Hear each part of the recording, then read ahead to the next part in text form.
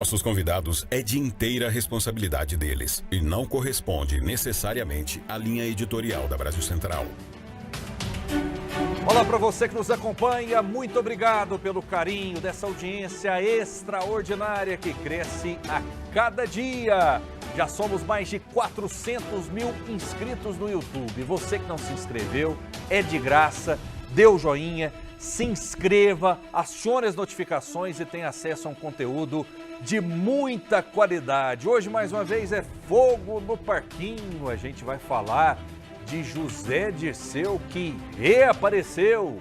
Ele que foi condenado no passado, mas sempre foi um nome importante da política, especialmente pela esquerda. Daqui a pouco eu anuncio os nossos dois gigantes debatedores com posições antagônicas. Mas antes, é sempre imprescindível dizer que no nosso programa brigam as ideias e não as pessoas. O programa de hoje tem os seguintes destaques. Ex-ministro José Dirceu defende reeleição de Lula em 2026. Nós vamos começar um processo de crescimento a nível... Eu sempre vejo 8, 12 anos. Em 2026 nós vamos reeleger o Lula. PT vai conseguir continuar no poder? Assunto para nossa pergunta do dia. E discussão do projeto que acaba com reeleição em cargos executivos deve ser prioridade no Senado este ano. Foi uma emenda constitucional em 97 que introduziu a reeleição no Brasil. Acho que está no momento da gente fazer uma reflexão sobre se isso foi positivo ou não. E ainda, a polêmica gerada pela operação da Polícia Federal, realizada para apurar suposta espionagem ilegal feita pela ABIN, no comando do deputado Alexandre Ramagem. Ninguém, de qualquer que seja a instituição, tem apoio normativo, jurídico, para escolher arbitrariamente quem vai ser investigado. Ele era do serviço de inteligência do governo. Está lá para investigar as pessoas, está lá para checar as pessoas, para fazer esse serviço.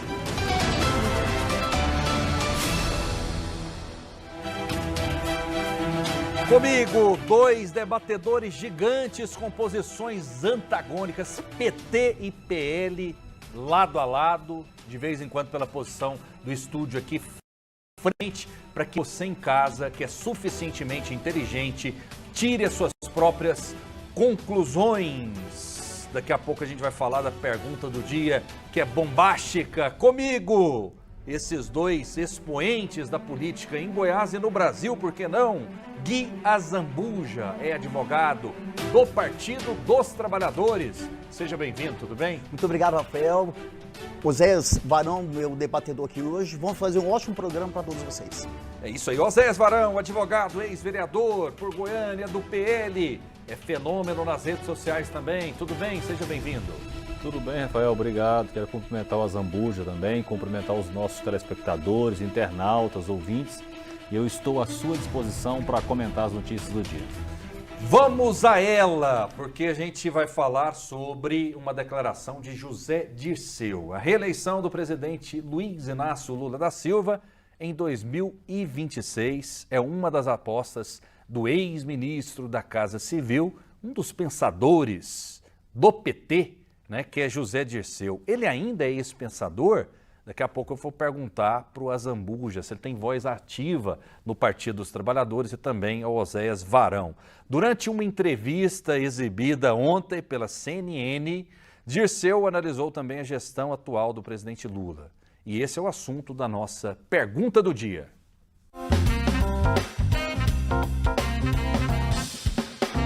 O ex-ministro da Casa Civil, José Dirceu, concedeu entrevista à CNN que foi exibida nesta quinta-feira.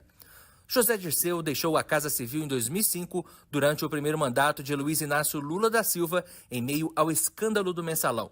Ele afirmou que não tem expectativa de um retorno ao governo Lula, mas deixou claro que está de volta à cena política. Vou passar a falar publicamente agora, como fiz com vários artigos que eu escrevi. Eu vou participar do debate público agora, a partir desse ano. José Dirceu avaliou o primeiro ano de governo do presidente Lula. Se nós levarmos em consideração as circunstâncias, o primeiro ano é um sucesso. Ter aprovado a PEC da transição, depois a reforma do IVA, a âncora fiscal, né? Ter aprovado todas as medidas, o orçamento, a lei de ajuste orçamentário, todas as medidas sociais, que o governo retomou os programas sociais, ter destinado mais recursos para a saúde e para a educação, ter voltado uma atenção de novo para o combate à fome, à pobreza, é extraordinário. Ainda segundo José Dirceu, o PT e as forças progressistas devem ter um ciclo de 12 anos como horizonte de governo. Nós temos que construir esse projeto, não é só o PT, evidentemente. O PT é uma das forças, pode ser a mais importante, e não é só forças de esquerda, é um bloco social, é o Brasil, é o desenvolvimento do Brasil. E, evidentemente, preservando os interesses das classes trabalhadoras que nós representamos e das camadas médias que nós representamos. E o ex-ministro José Dirceu defendeu a candidatura à reeleição do presidente Lula em 2026. Em 2026 nós vamos reeleger o Lula. Pelo menos, do meu ponto de vista, nosso objetivo é governar com Lula 8 anos. Quem será o sucessor de Lula em 30? Pelo amor de Deus, discutir isso agora é uma insanidade política. E para você de casa e para os nossos debatedores, fica a seguinte pergunta. Dirceu defende reeleição de Lula. PT vai conseguir continuar no poder? A Zambuja, José Dirceu, ele é um nome forte da esquerda. O PT tem vergonha de José Dirceu ou não tem vergonha? Não interessa as condenações que ele já teve? Qual a sua visão? Quem é José Dirceu na fila do pão no PT? José Dirceu é um expoente do Partido dos Trabalhadores. José Dirceu é um homem honrado. O PT não tem vergonha do José Dirceu. Pelo contrário, hoje ele não faz parte de cargos diretivos dentro do partido e também não faz parte de cargos no governo. Portanto, as opiniões que ele expressa publicamente são justamente para dar um norte, para que nós da esquerda possamos ir nos conduzindo para ajudar o presidente Lula na execução do orçamento, na execução dos programas sociais, tudo que tem chegado até a sua casa, até a sua porta. O presidente Lula agora está querendo fazer o Bolsa para o ensino médio, ou seja, as crianças receberão um valor por mês, vai ficar numa conta poupança depositado e no final do ano, se ela passar de ano, ela vai poder resgatar esse dinheiro. É uma forma de incentivar as crianças a ficarem. Portanto, o dinheiro público é para o povo. Isso é o que tem que ser feito. Agora, o Zé Dirceu disse que em 2026 nós vamos reeleger o Lula. Eu, sinceramente, sou muito convicto disso também. Tanto que no último programa, até o Rafael brincou comigo, que eu disse que nos próximos 6 anos de governo, né, o Lula vai fazer isso e isso. E ele me questionou. Eu falei, eu acho que a gente vai ser reeleito. Zé Dirceu também acha e o povo brasileiro também acha. O mais importante é que o Partido dos Trabalhadores é agregador. O presidente Lula é um homem agregador. A delegada Adriana Corsi é uma mulher agregadora. Somos todos pessoas que queremos trazer junto para o nosso grupo. Partidos que querem discutir a questão social, querem discutir o seu bem. E é isso que a gente pretende fazer aqui em Goiânia nesse ano e no Brasil pelos próximos, pelo menos, 12 anos. Pois é, Zambuja, como que o PT tem orgulho de José Dirceu se ele foi condenado em 2012, né, 12 de novembro, por penas de 10 anos e 10 meses de reclusão? A justiça não condenou, não disse o seguinte, olha, ele cometeu ilícitos gravíssimos. Como que o Partido dos Trabalhadores tem orgulho dele? O Partido dos Trabalhadores tem orgulho de todos os seus integrantes que sofreram a perseguição jurídica que foi instalada por esse elemento chamado Sérgio Moro, que devia estar preso, ainda vai ser preso, mas já devia estar preso. Não foi o Sérgio Moro no caso do Mensalão, que o condenou. Ok, que já devia estar preso também, por quê? Porque se instalou no Brasil uma justiça que ficou perseguindo a esquerda. Várias sentenças já foram anuladas pelo Supremo Tribunal Federal. O Zé Dirceu mesmo, o próprio Superior Tribunal de Justiça, anulou a condenação por suposta lavagem de dinheiro, que nunca existiu. Ficou uma condenação de que ele teria influência política dentro da Petrobras e que poderia ter gerado aquele problema todo que houve lá. O que é algo impensável também. Fora a nulidade das provas, que com certeza também vai ser uma condenação que vai ser anulada. Então a justiça foi golpista na época do Mensalão também, na sua visão? Não. Porque o Sérgio Moro nem existia na fila do pão naquele período. Então não se pode colocar essa culpa no Sérgio Moro. Eu não estou falando que a justiça foi golpista de forma alguma, pelo contrário. Naquela época, tudo que aconteceu hoje essa questão do valor que é pago, emendas obrigatórias, né? Ela deriva muito desse tipo de coisa, entendeu? Que na época se denominou mensalão. Zé Dirceu foi cassado, aquele outro deputado lá do Rio de Janeiro também foi cassado, o que denunciou, o que deu tiro na Polícia Federal outro dia, esqueci o nome dele. Roberto Jefferson também foi cassado naquela época. O Supremo Tribunal Federal processou e julgou e condenou, absolveu as pessoas que eventualmente tivessem tido algum tipo de participação naquilo. Agora, aquilo representava o que hoje é esse orçamento secreto. Emendas parlamentares para levarem para suas bases. É mais ou menos isso, é uma confusão. Por isso que tem que ser regulamentado e hoje está sendo regulamentado. O governo Bolsonaro começou e agora o governo Lula já vem sendo aprimorado para que a gente possa ter transparência plena no gasto do dinheiro público. José Dirceu é um nome forte da esquerda, o PT tem razão de ter orgulho de José Dirceu, Oséias Varão? Rafael, durante décadas, na verdade, o José Dirceu foi o verdadeiro cérebro do PT. Não tenham ilusões em achar que a inteligência do PT vem do Lula, né? O Lula é uma fabricação do José Dirceu. Você não está subestimando o Lula, não? Não, estou não. Inclusive, eu quero só chamar a atenção para um detalhe, Rafael, que eu estava pensando aqui. Durante o primeiro governo Lula, ele teve alguns nomes que foram estratégicos no seu governo. José Dirceu era um deles, Palocci era outro, Márcio Tomás Bastos era outro. Lembram disso? Né, nós tínhamos o Henrique Meirelles no Banco Central. Aí você vê, independente da questão da corrupção, que esses nomes, eles eram nomes gabaritados e preparados para ajudar a governar. O mercado os aceitaria, inclusive. Isso, exatamente. Agora observe um detalhe. Por que eu estou convencido, tristemente convencido, de que o governo Lula será um fracasso retumbante? Observe quem são as pessoas hoje que estão na linha de frente do governo Lula. Certo? O Flávio Dino, que pegou o Maranhão e entregou depois de 8 anos de governo com os piores índices sociais do país, né? Rui Costa, que é o ex-governador da Bahia, a Bahia hoje é o estado mais violento do Brasil. E aí você vai, educação, saúde, é um caos total. Ele está cercado, na minha visão, de pessoas incompetentes, né? O José Dirceu, apesar de corrupto, era competente para executar aquilo que ele se propunha. Eu quero destacar Sempre entendeu muito de política. Sim, né? E eu quero destacar um outro aspecto, que é o seguinte: eu tenho observado na postura do Azambuja, sempre que você coloca uma pauta para debate, eu acho que ele está confundindo debate com propaganda eleitoral. Não sei se você percebeu isso, né? Ele entra num assunto para falar bem do governo, agora mesmo ele foi falar bem da Bolsa do Ensino Médio. Olha só, nós estamos falando de José Dirceu, aí ele entendeu que tem que fazer propaganda para o governo Lula aqui. Eu acho que não é adequado, isso aqui é um debate. A gente tem que debater os temas que estão sendo propostos. É claro que se você quiser continuar fazendo, você tem todo o direito, mas eu acho que não é oportuno, né? Então eu acho que, outra coisa, Rafael, uma coisa que ele fez ali, ele comparou o mensalão com as chamadas emendas do orçamento secreto. Vamos lá, peraí. O que era o mensalão, Rafael? O mensalão era o seguinte: o governo direcionava recursos para as agências de publicidade, milhões e milhões para a agência de publicidade. Lembra do Marcos Valério, careca? Era dono de uma agência de publicidade.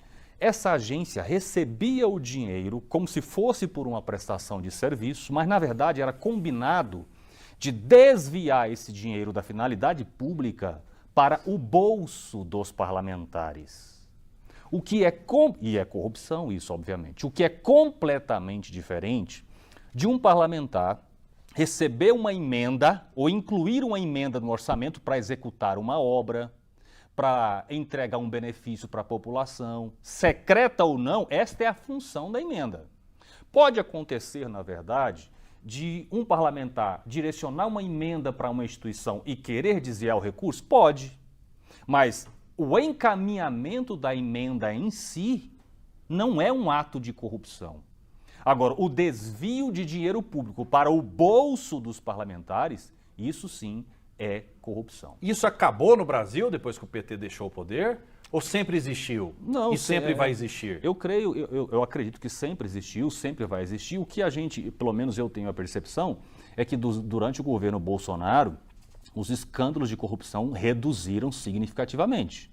Né? É claro que sempre vai haver, não dá para você controlar uma máquina com milhares e milhares de trabalhadores, onde você garante que não vai ter corrupção, não tem como fazer isso, né?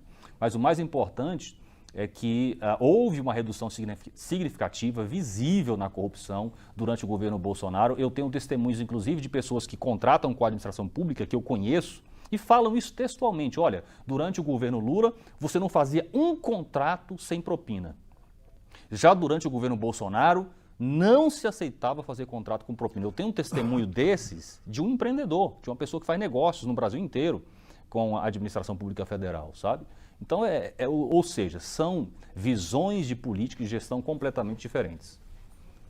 Bom, é óbvio que a gente falar dos programas do Partido dos Trabalhadores é cabível em todos os espaços que a gente tem de divulgação. Você mesmo disse que acreditava que o governo do presidente Lula seria um fracasso, né? E justamente para esse tipo de colocação é que eu venho colocar todos os programas sociais, todo o desenvolvimento econômico que o presidente Lula já fez antes e continua fazendo aqui no Brasil. Agora, existe uma situação aí que é bem complicada. Essa questão que você falou do Bolsonaro, da questão da corrupção do Bolsonaro, do governo Bolsonaro, né? Você mesmo reconhece que sempre vai haver e tal, muito bem. Nos governos do PT, você tem um testemunho de alguém que você conhece, mas não tem esse negócio de fazer contrato e ganhar dinheiro para poder fechar contrato. Você disse que é um empreendedor, deve ser um empresário, que tentou algum contrato com o governo federal. Eu reputo isso falso, porque isso não existe. Mesmo que se existisse, gente, tava tudo aí na imprensa, na justiça. E não tem um caso, me cita um caso de alguém que pagou dinheiro para alguém do PT ou do governo do presidente Lula para poder ter o contrato. Me cita não tem. Então isso é mentira. Fake news. A gente tem que tomar muito cuidado com isso, gente. Nos governos do PT, ninguém cobra para fazer contrato. Mas no isso passado, é impensável. Agora, no passado cobrou, não? Da Odebrecht, por exemplo? Nunca. De outras, a questão da Lava Jato foi, empreiteiras. Rafael, a questão da Lava Jato foi a maior farsa jurídica da história do Brasil. Aquilo foi um dos piores crimes de toga que um ser humano poderia cometer. De prender o presidente Lula por 580 dias de forma mentirosa, leviana e absurda. E é por isso que hoje o presidente Lula foi absolvido e ele hoje simplesmente, foi anulada a condenação, e hoje ele simplesmente é presidente do Brasil de novo. E se Deus quiser, vamos O senhor acha que reelegê-lo. não teve corrupção na Petrobras? Houve alguns atos de alguns diretores, né? Isso é óbvio, isso está comprovado, né? Ninguém nunca negou que houve. Agora, houve naquela situação, como agora na época do governo Bolsonaro, com essa diferença de querer internacionalizar o preço da gasolina, que jogou a gasolina lá para cima, muita gente ganhou dinheiro. Aí eu vou dizer que é corrupção direto? Temos que apurar, mas todos os amigos do rei ganharam dinheiro com a internacionalização do valor da gasolina aqui no Brasil. Por isso que a gente estava andando aí, a gasolina quase R$8. Então, essas coisas também podem ser benefício para amigos.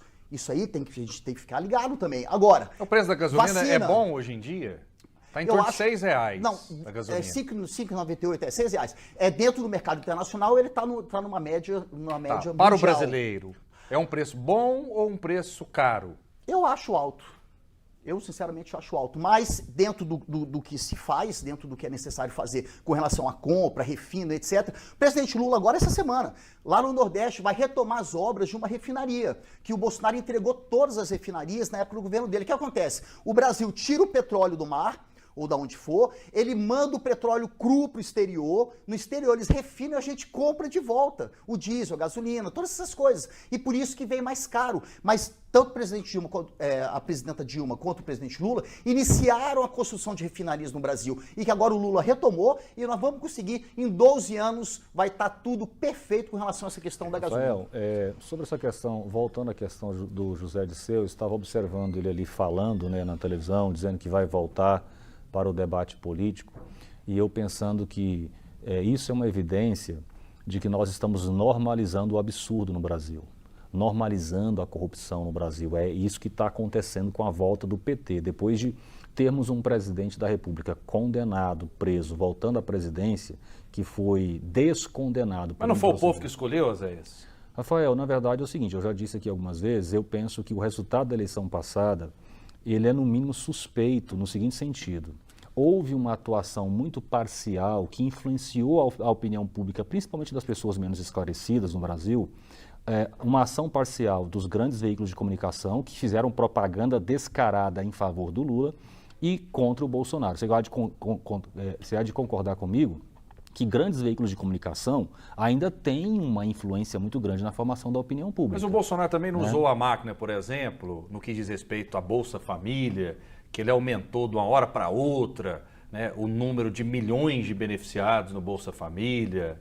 Isso não faz parte do jogo político, Zéias? Rafael, olha só, quando... Sem sermos inocentes aqui... Não, veja bem. Quando a gente vai na questão do aumento do Bolsa Família, por exemplo, Rafael, Nós estávamos numa crise econômica decorrente da pandemia, as pessoas estavam morrendo de fome, não era isso?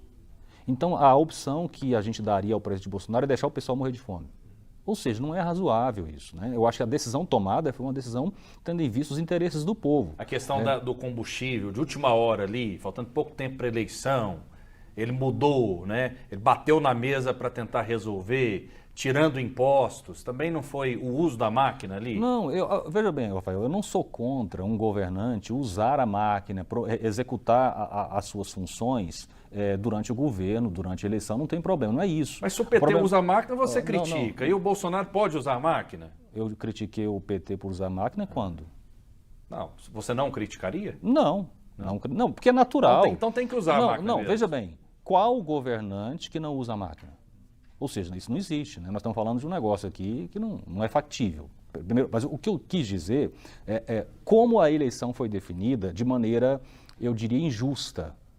Então nós tivemos grandes veículos de comunicação privados que têm uma influência significativa sobre a opinião pública, agindo de maneira parcial e até criminosa, na minha visão, aplaudindo um candidato, incentivando um candidato, elogiando um candidato e só criticando o outro. Esse é o primeiro ponto. O segundo ponto é, na minha visão... Mas o Bolsonaro criou essa situação também, de certa forma, né? Ele foi inábil. Sim, nesse ponto eu concordo com você. Eu acho que o Bolsonaro poderia ter sido mais hábil no sentido de construir situações que evitassem alguns conflitos. Outra coisa, Rafael, só para concluir, é a atuação, na minha visão, muito evidentemente parcial do Tribunal Superior Eleitoral. Se você pegar as decisões, fizer um estudo das decisões do Tribunal Superior Eleitoral, você vai perceber que os ministros estavam decidindo, na maioria, ou quase sempre, em favor do Lula e contra o Bolsonaro. O próprio Barroso, ele alguns dias atrás disse, nós vencemos o Bolsonaro. Você tem noção da importância de uma fala dessa para a eleição? Um ministro do Supremo Tribunal Federal falar, se posicionar politicamente dessa forma? Então é evidente que houve uma atuação parcial de ministros do STF, de ministros do Tribunal Superior Eleitoral. Então eu penso que essas duas circunstâncias fizeram com que o resultado da eleição não fosse considerado justo por uma boa parcela dos brasileiros. O sistema estava contra o Bolsonaro, Exatamente. É isso que você quer dizer, né? Exatamente. Vamos lá então, vamos para mais um tema e aí a gente vai fazendo os desdobramentos aqui. Um dos temas que devem receber a atenção dos senadores este ano é a PEC 12, uma proposta de emenda constitucional que acaba com a reeleição do Executivo e aumenta os mandatos de 4 para 5 anos. A proposta foi apresentada pelo senador Jorge Cajuru, do PSB de Goiás, que também é relator da matéria. Segundo Cajuru, a PEC 12 foi bem recebida pelo presidente do Congresso, Rodrigo Pacheco, e deve começar a tramitar no mês que vem. Vamos acompanhar uma fala do senador Rodrigo Pacheco sobre o tema. Nós temos uma pauta que eu considero importante, que é a discussão sobre a reeleição no Brasil, que foi uma emenda constitucional em 97, que introduziu a reeleição no Brasil. Acho que está no momento da gente fazer uma reflexão sobre se isso foi positivo ou não. E parece que o Brasil é um país, né, que todo mundo olha só para o seu umbigo. Por que também não discutem o fim da reeleição para deputado federal, Oséias?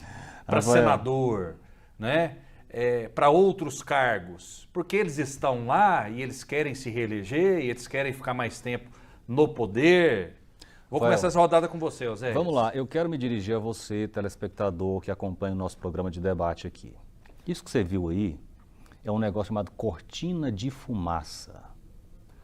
É aquela ideia de tudo muda para que nada mude.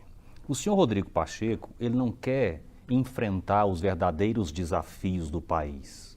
Não quer. Então eles ficam criando factoides, circunstâncias outras para desviar o debate público para essas circunstâncias. O que eu quero dizer com isso? Olha, nós temos uma das democracias mais consolidadas e históricas da humanidade, que chama Estados Unidos da América. Lá tem reeleição, não tem, Rafael? Em que isso prejudica o país? Ah, mas agora não... Gente, isso é conversa fiada, isso é não enfrentar os reais problemas do Brasil. É senador querendo aparecer na mídia. Olha, eu sou o autor da emenda que... Aí participar do debate público, ganhar visibilidade. Mas enfrentar os reais problemas do Brasil, os grandes problemas do Brasil. Eu achei interessante o Rodrigo Pacheco falar o seguinte. Olha, eu entendo que essa é uma pauta relevante. Tá bom, Pacheco, você tem todo o direito de entender o que você quiser. Agora, você procurou saber qual é a opinião do povo brasileiro? Em nível de prioridade das pautas que estão desafiando o país nesse momento, você sabe qual é o nível de prioridade que a população brasileira dá para essa pauta? Nem se interessa em saber. Por quê? Porque o objetivo não é resolver os grandes problemas do país.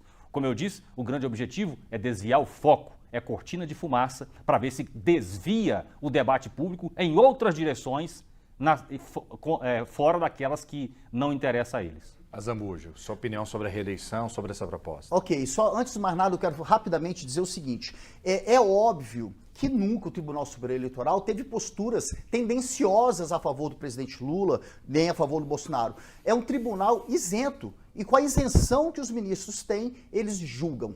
Eu sou advogado há muitos anos, há 30 anos, Oséias há 20, há 24. A gente sabe que a parte, quando perde uma ação, fica chateada, acha injusto. É natural que esse tipo de argumento que ele colocou exista, mas o Tribunal Superior Eleitoral jamais faria uma coisa dessa. Um outro aspecto, rapidamente. A grande mídia nacional estava contra o PT.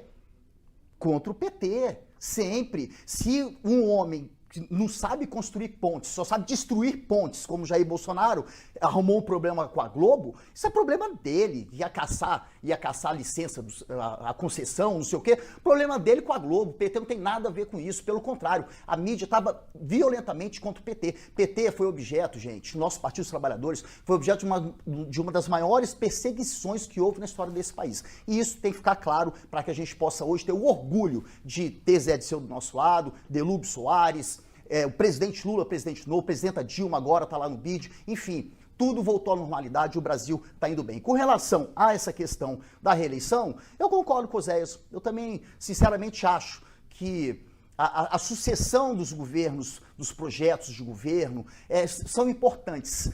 Agora, na história do Brasil, o único presidente que não conseguiu se reeleger, quem foi? Jair Bolsonaro. Por quê? Lula eleito e reeleito, Dilma eleita e reeleita. Haddad bateu na trave, gente, bateu na trave. Então, o que acontece? O PT é o partido mais conhecido do Brasil, tem mais filiados e que a população conhece o serviço prestado pelo Partido dos Trabalhadores. A gente existe para servir o povo, sempre, e o Estado brasileiro, obviamente.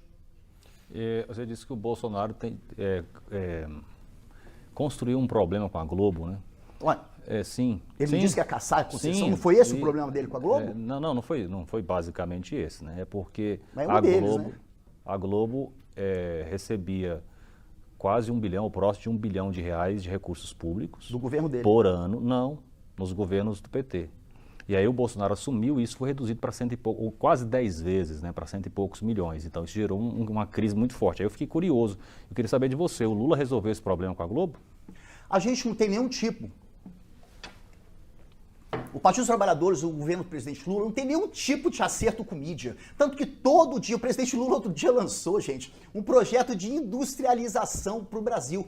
300 bilhões de reais para os empresários industriais. Vem lá a Folha de São Paulo, o Estadão, descendo o sarrafo, dizendo que isso não resolve. Por quê? Porque eles estão querendo discutir a emenda constitucional da reoneração da Folha. Então, isso aí é um jogo de palavras, mas que o fato concreto é que o Partido dos Trabalhadores jamais tem nenhum tipo de acerto com nenhum tipo de órgão de imprensa. Muito pelo contrário, respeitamos todos. Ninguém está aqui para caçar a concessão de ninguém. A gente acha que a imprensa livre é o que vale para eu estar aqui hoje, você, o Oséias, debatendo ideias opostas. Isso é democracia. E isso é o que é mais caro, que é o mais importante para o Partido dos Trabalhadores, para o presidente Lula e para todos nós que somos honrados de compor o Partido dos Trabalhadores. Mas o PT já fez críticas duríssimas à Globo. Duríssimas. Essa campanha Globo Lixo, né, que hoje bolsonaristas fazem também, ela começou com o PT. Eu disse aqui agora que o Partido dos Trabalhadores não tem nenhum tipo de acerto com nenhum órgão de imprensa. É isso que ele disse que a Globo, o presidente Lula tinha resolvido o problema com a Globo. Existe um problema muito sério entre Globo e PT. entre Globo e Lula. Pois é, pra você ver, tá vendo? Existiu, concorda que existiu? Claro que existiu. Ué, na época do Mensalão, por exemplo, aquilo lá foi um absurdo, Rafael, mas veja entendeu? Revista Veja, esse Rafael, povo todo. Veja bem, peraí. É verdade, o que vocês estão falando é verdade. Realmente havia um clima muito ruim entre Globo e o PT em um determinado momento da história. Agora, o que aconteceu? O Bolsonaro assumiu e adotou uma postura de não distribuir dinheiro público aleatoriamente com esses grandes veículos de comunicação. Então, isso resultou numa redução de receita significativa na Rede Globo, certo? Isso gerou uma mudança de comportamento da Globo em relação ao Lula. Então, a Globo, que não era tão afeita ao Lula em determinado momento, depois de ter passado pela experiência de redução drástica dos seus recursos vindo da administração pública, do poder público, durante o governo Bolsonaro, eles viraram a chave. Falaram, peraí, o Lula agora ficou bonito. A sensação de era feliz e não sabia. Isso, era feliz e não sabia. A entrevista Essa é a verdade. do presidente Lula foi a mais dura do William Bonner. Durante o processo eleitoral, não, na verdade é o contrário. Você lembra? O William Bonner era o Jornal Nacional da última eleição. Essa última não. Foi uma das essa última Bonner, mais duras contra o essa última Bonner disse o seguinte, olha, o senhor não deve mais nada para a justiça. Não, quem disse é o Supremo, não é o Bonner. Quem disse isso é o Supremo Tribunal Federal do Brasil. O Lula não deve nada para a justiça, pelo contrário, foi perseguido jurídico, perseguido político. Mas pela primeira vez na vida o Bonner fez isso, né? Porque as entrevistas do Jornal Nacional... Ele falou a verdade, né, Rafael? Nas eleições sempre foram boas entrevistas verdade, duríssimas. Às vezes até passavam do tom. Mas dessa vez, Rafael, ele deu uma amenizada. Olha só, porque é um Lula, fato, né? O presidente Lula não devia nada à justiça. Isso é bom falar em cadeia nacional para 100 milhões de pessoas verem. Claro que é Deixa só eu mostrar a perspicácia desse tipo de estratégia, Rafael. Olha só. Na verdade, o Lula não foi inocentado pela justiça, tá? O doutor Azambuja sabe disso. Na verdade, existe uma diferença muito grande entre alguém ser processado e, ao final, ele ser considerado inocente depois de apuração de todas as provas. Isso é ser considerado inocente pela justiça. Isso não aconteceu com o Lula. Na verdade, o processo do Lula foi anulado porque houve, segundo o entendimento do ministro Fachin, um problema de origem, se o processo deveria ter sido julgado em Curitiba ou em Brasília. Então, apegaram esse detalhe técnico formal e anularam o processo. Aí é que tá. Como é que o William Bonner foi parcial aí? É porque o grande debate aqui não é se o Lula deve alguma coisa para a justiça ou não. E o William Bonner sabe disso. Não é esse o debate. O debate é, o Lula foi inocentado ou não? A pergunta de um jornalista profissional, portanto, ao Lula, que não quisesse ser parcial, eu tenho certeza, inclusive, que era a pergunta que o Rafael Vasconcelos faria, que era o debate. Lula, você foi inocentado? Aí você ia ver ele gaguejar. Podemos afirmar que o presidente Lula foi inocentado. Esse é o fato. Você, como advogado, está falando isso? Há pouco tempo aqui agora, nesse programa, eu disse que a sentença do presidente Lula foi anulada. Eu falei agorinha, tem 5 minutos atrás. Pois é, isso aí foi anulada. Isso é ser não declarado inocente? só por uma questão de competência, mais do que a competência, a nulidade de todas as provas colhidas por Sérgio Moro durante a instrução do processo. Então, isso tem que ficar claro para que as pessoas entendam, doutor? Porque não existe denúncia nova. Existe denúncia nova? Doutor, não existe por quê? Porque não havia crime. Então, o Lula foi um perseguido jurídico e político e que o Supremo Tribunal Federal simplesmente anulou qualquer tipo de prova contra o presidente Lula. Concordo com você. Inocentíssimo. Inocentíssimo. Não, porque o jogo de palavras é maldoso. Porque o jogo de palavras é complicado para o povo que é leigo e não entende. Porque ele diz o seguinte, foi inocentado, inocentado quando dá uma sentença. Por que o povo é leigo? É assim, questões por exemplo, jurídicas. Quem está assistindo o nosso programa não tem capacidade de raciocinar? Tem, mas deixa eu explicar. Questões jurídicas. Que tem, e muitas vezes melhor do que a gente. Tem, mas questões jurídicas são filigramas jurídicos. O que ele está querendo dizer? Que o presidente Lula não foi inocentado porque não houve uma sentença dizendo julgado improcedente a denúncia, ele está absolvido. Não é isso que aconteceu, foi anulado o processo, anulada a sentença, por absoluta incompetência, suspeição do juiz e nulidade das provas. Logo, o presidente Lula, ele já é inocente de sempre. De sempre. Então, inocentíssimo, gente. O presidente Lula foi sim inocentado pela história do Brasil e por todos nós que votamos no Partido dos Trabalhadores e ganhamos as eleições, se Deus quiser, vamos continuar governando esse país por muito tempo. Rafael, o Azambuja fez um jogo de palavras. Ele me acusou de estar fazendo um jogo de palavras e fez isso aqui, tá?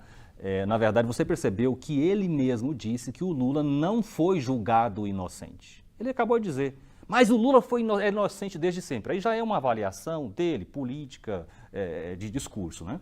Mas, tecnicamente falando, o Lula não foi julgado inocente, está muito claro para quem quer entender. Muito bem, vamos a mais uma notícia. O presidente Lula sancionou o orçamento de 2024 nesta semana, com vetos importantes às emendas parlamentares, impactando principalmente os ministérios liderados pelo Centrão. Conforme a análise da Folha de São Paulo, os ministérios das comunicações, do turismo, do esporte, da integração e desenvolvimento regional, comandados pelo União Brasil e PP, sofreram os maiores cortes. Por outro lado, ministérios sob a gestão do PT ou de aliados próximos, como saúde, mulheres, igualdade racial, povos indígenas e meio ambiente, escaparam de cortes significativos ou não foram afetados. O Ministério do Planejamento não esclareceu os critérios para a seleção dos vetos.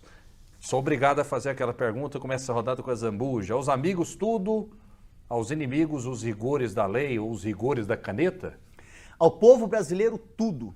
Aos nossos adversários, a lei. Isso é natural, não tem nada de feio nisso. Agora, questão de orçamento, gente, é o seguinte, foram cortados em torno de 5 bilhões, né, Rafael, eu acho, com relação a esses aspectos que você falou aí agora, 5 bilhões e pouco, que foram cortados. E, gente, isso é natural na composição de um orçamento do governo federal e do município também, os vereadores também intervêm, eles têm as suas bases, é assim que funciona o orçamento, prepara os projetos, a lei de diretrizes orçamentárias, para que no ano que vem a gente possa executar o que o Congresso, no caso do governo federal, aprovou no ano anterior. Então você fazer correções, cortes, não tem nada a ver com perseguir União Brasil, isso não existe mesmo, porque eles são da nossa base. Tem ministro do União Brasil, tem ministro de vários partidos de direita que hoje compõem um presidente agregador, um presidente Lula que constrói pontes, que não é um destruidor de pontes. Esses partidos todos compõem hoje o governo dos partidos trabalhadores. Então não é nada de perseguição, é uma questão de ajuste e que naturalmente vai sendo aprimorado pelo Congresso Nacional também. Pois não, Oséias. Rafael, a minha opinião é o seguinte, é parte da gestão, da administração governamental, você fazer a alocação dos recursos considerando o interesse público e as articulações políticas. Eu vejo isso com naturalidade, então é muito comum, e não é só no Brasil, né? Os parlamentares que fazem parte da base do governo, eles têm determinados privilégios de acesso ao orçamento, e eu não vejo isso como errado.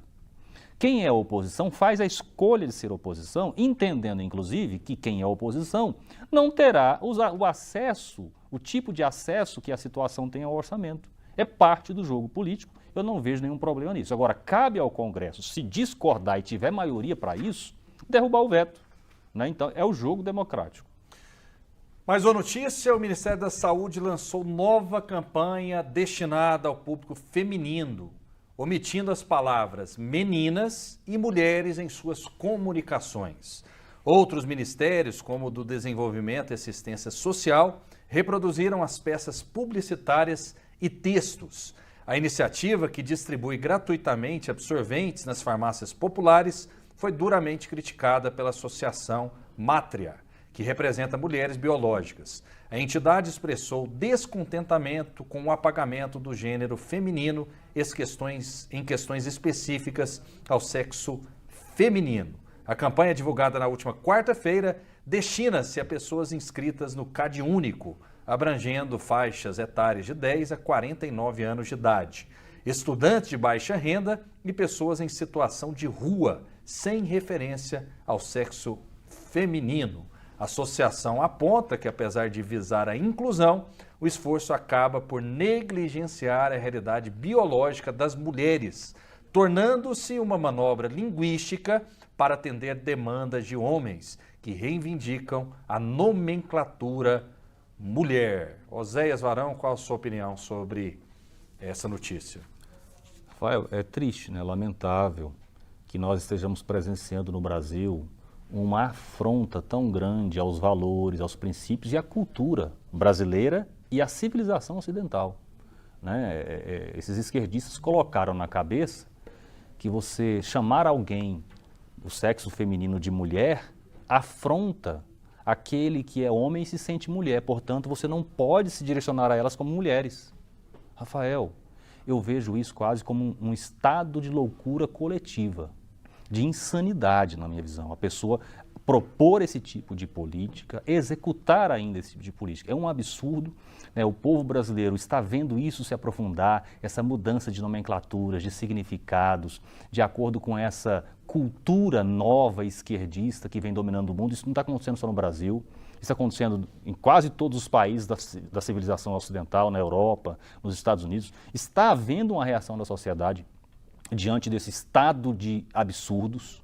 Isso envolve a questão de banheiros unissexes. Olha só que absurdo, Rafael. O próprio Lula, cinicamente, disse durante a campanha que era contra essa história. Ele disse que esse negócio foi inventado pelo capeta, isso na campanha.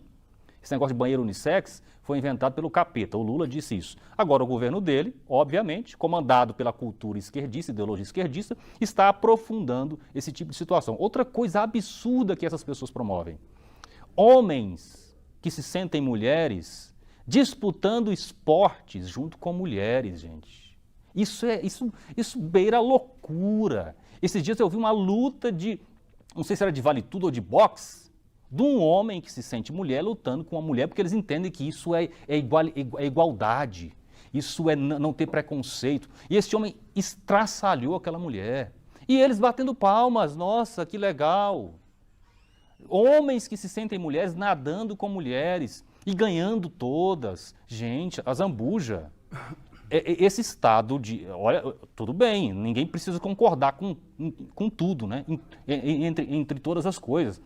Mas isso aí precisa parar. As pessoas precisam cair a ficha. Isso é vergonhoso, constrangedor e absurdo, gente. Para com isso. Não estão usando mais a nomenclatura mulheres nos comunicados do governo federal, é isso? Estão passando, estão chegando a esse nível. E aí você, mulher, que acreditou um dia, né? Não, o PT é defensor das mulheres. Oh, meu Deus do céu. Gente, é claro que esse discurso do Oséias é um discurso do bolsonarismo, né? Essa questão de você dividir a sociedade, dividir as pessoas. O Partido dos Trabalhadores é um governo plural.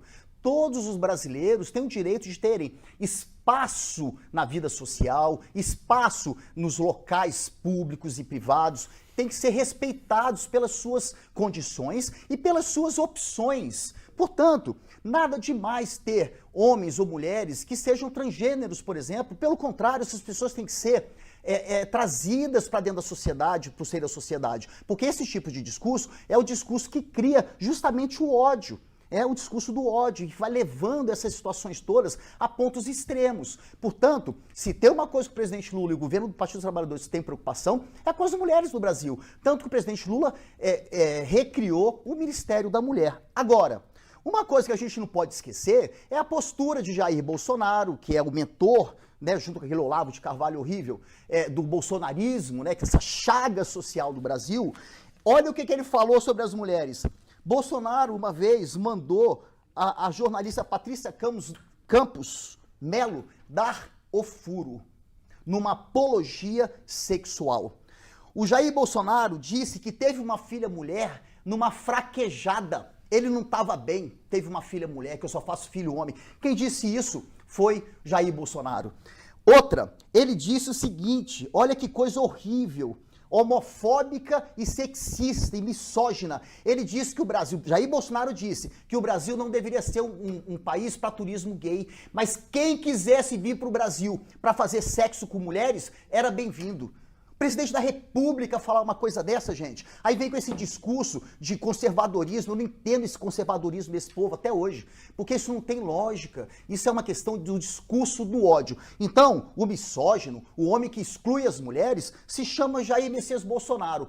A tese dele, do bolsonarismo e do Olavo de Carvalho, infelizmente, essa chaga nacional que se tornou essas pessoas que pensam que esse tipo de conduta está correta, que é um absurdo.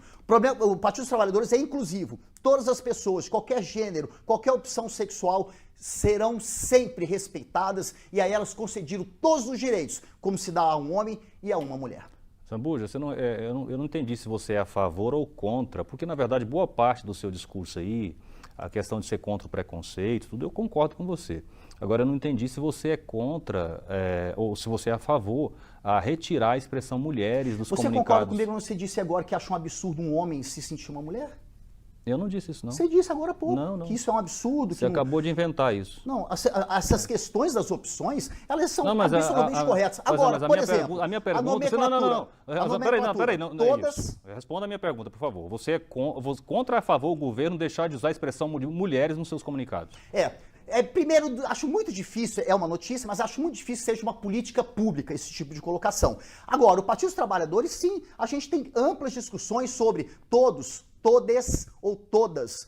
É a questão da nomenclatura das palavras, como as pessoas se colocam na sociedade. Isso não tem nada demais. Isso não pode ser objeto de preconceito, não pode ser objeto de uma tese política para a gente discutir se o gay ou não gay é uma coisa certa ou errada. O senhor gosta dessa questão do todos? Não é questão de gostar. Eu sei que a língua brasileira... O senhor acha que é adequado ou não? Eu acho que é uma coisa que está sendo discutida. Ou é uma forçação de barra? Não, de forma alguma. Sua opinião. Não é forçação de barra, porque existem pessoas que se identificam com essas situações. Rafael, então o que a gente tem que fazer, Rafael, é ser democrático, é dar para as pessoas a opção para que elas façam as suas escolhas e para que o poder público possa conceder a elas o direito de exercer as suas escolhas. Rafael. Era igual quando não podia ter casamento gay.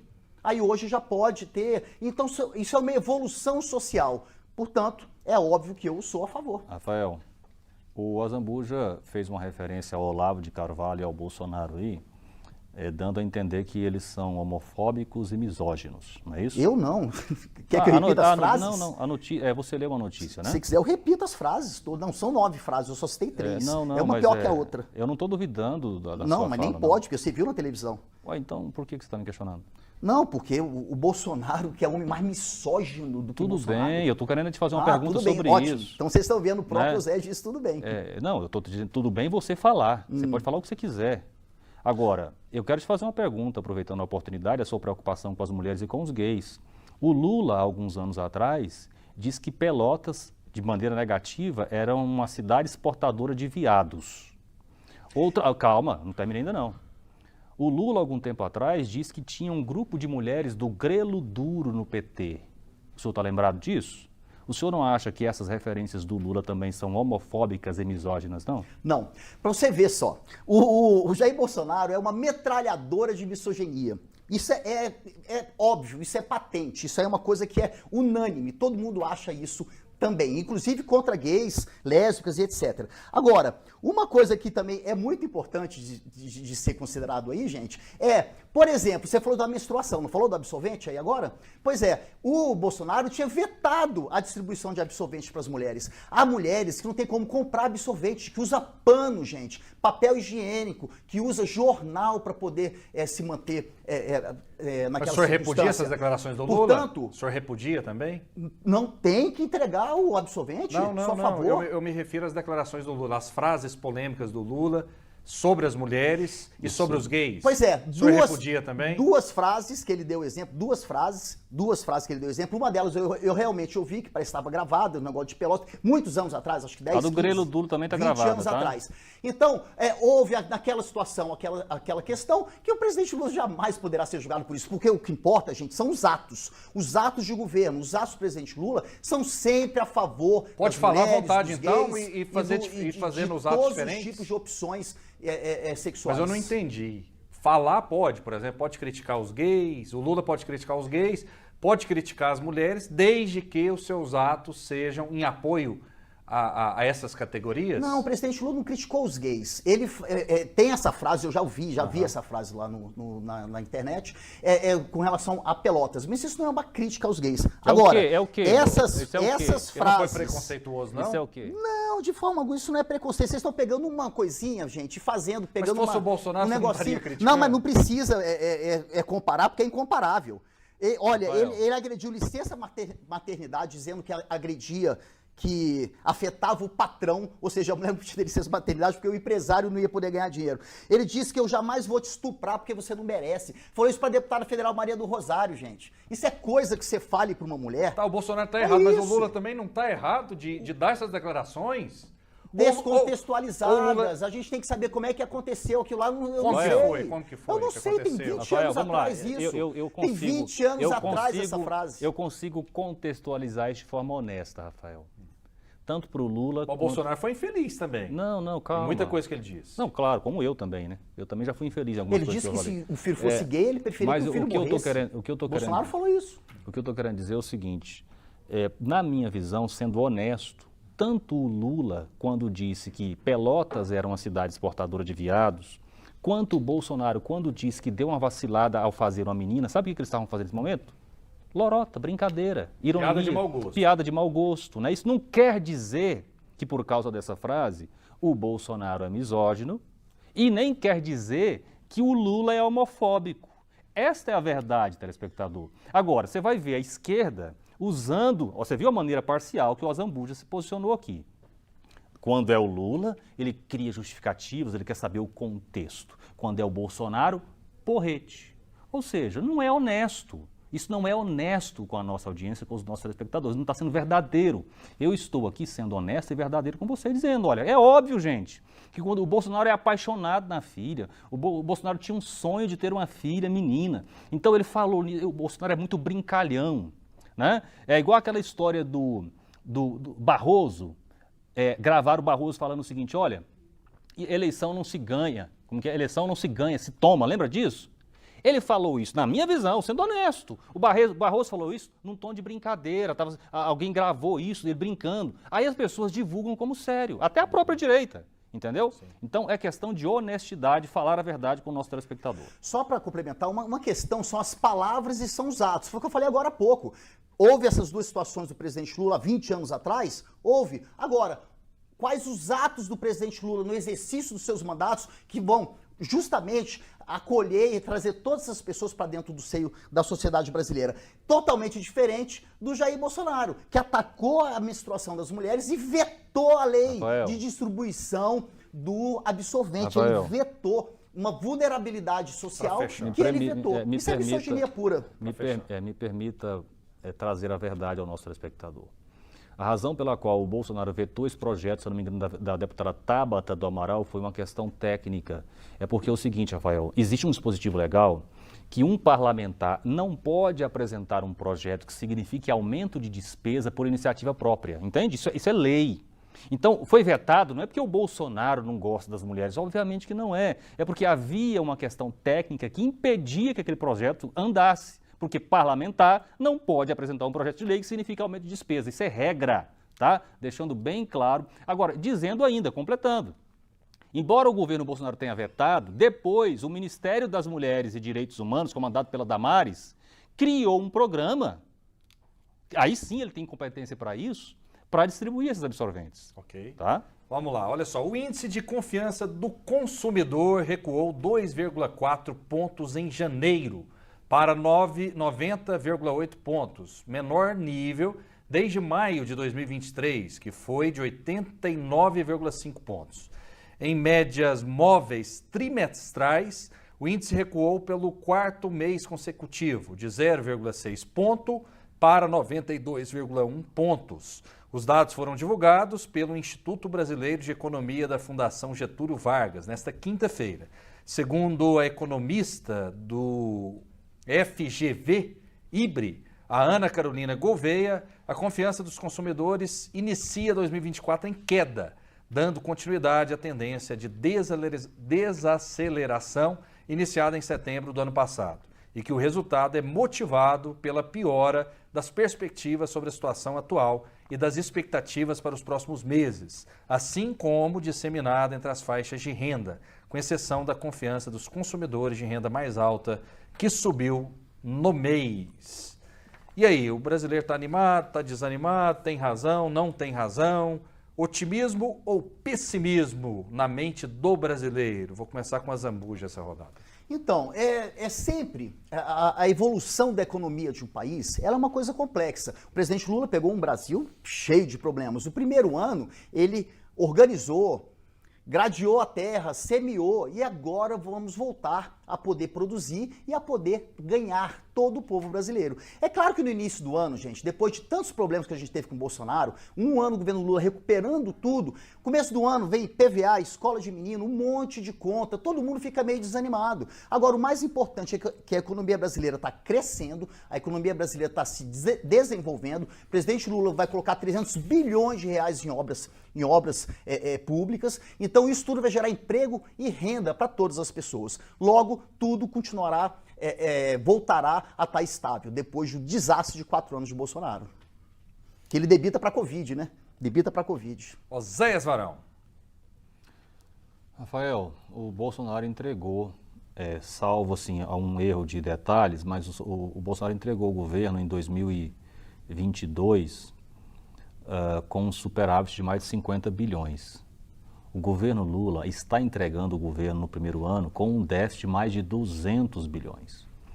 E eu sinto muito, eu amo o Brasil, então eu quero que o meu país dê certo, agora eu não posso tapar os meus olhos para a realidade.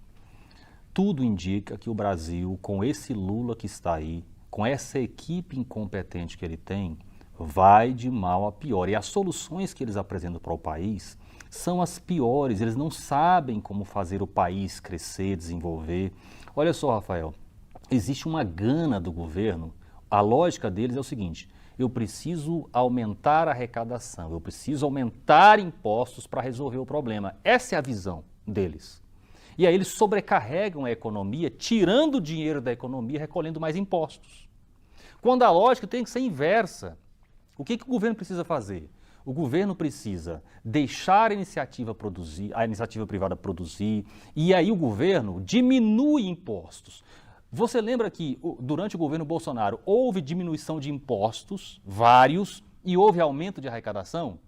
Foi isso que aconteceu. Só que o Lula está indo na lógica inversa, e isso vai, consequentemente... Essa reforma tributária que aconteceu aí, por exemplo, Rafael, alguém estava noticiando, acho que essa semana, um jornal aqui de Goiânia, olha, vai haver um aumento, com a reforma tributária, vai haver um aumento da conta de água.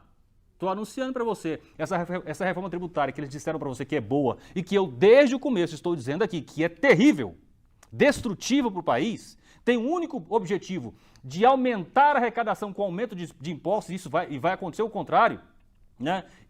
Aí, como é que você pode acreditar que os modelos aplicados na Argentina, que os modelos aplicados na Venezuela, as ideias aplicadas nesse país, aplicadas no Brasil, vai dar certo?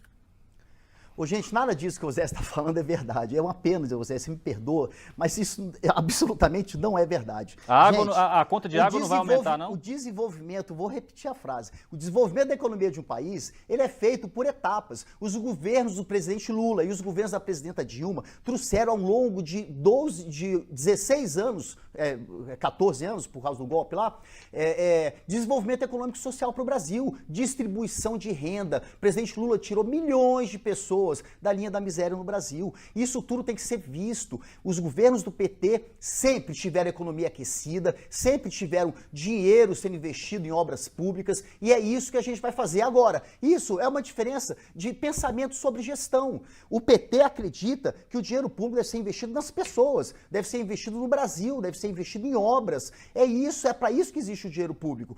Logo, nós temos que arrecadar. Agora, aí vem a questão da reoneração da folha, por exemplo. Bilhões e bilhões de reais de impacto no orçamento de arrecadação por conta de uma situação que já podia estar resolvida. Mesmo porque a compensação se fez com os 300 bilhões, possivelmente vai ajudar muito, aliás, para a indústria brasileira. Portanto, a gente precisa arrecadar sim, e o dinheiro que é arrecadado é levado para o povo. Rafael, só para concluir aqui essa questão, eu quero ler uma notícia, uma manchete da Folha de São Paulo, porque ele disse que o que eu falei não era verdade, né?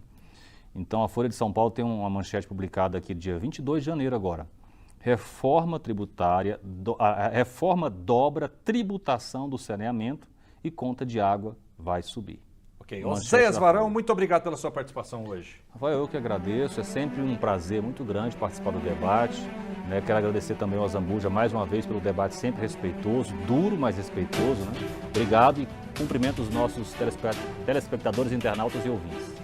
Gui Zambuja, muito obrigado. Muito obrigado, Rafael. Obrigado, Zé, debatedor aqui comigo hoje. Obrigado a todos vocês, telespectadores, viu? Estamos sempre aqui para levar as notícias do Brasil, de Goiás, para vocês. Muito obrigado, fiquem com Deus e até a próxima.